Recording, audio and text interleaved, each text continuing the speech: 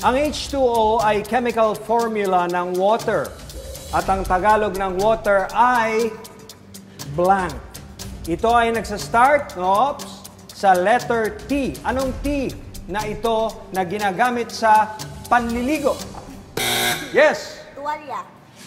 Tuwalya. Hindi. Pinambubuhos natin ito pag naliligo. Ay! Yes. Tabo. Tabo. Ito ay pwedeng inumin. Ay? At pag ininom, nawawala ang ating uhaw. Yes. Tequila. Tat puno. Diba? Kasenga rin ito eh. Mali. Yes. Tuba. Mali pa rin. Yes. Gin. Letter T nga eh. Letter T. Yes. Tonic. Paborito ko yan. Lakas uminom nito mga to. Hindi nakakalasing ang T na ito. Hindi nakakalasing. Ay? Pero T. Corny. Yes. T. Di T. Oh. Diba? T. Oh, sige. Masarap yun. Ibahin na lang natin.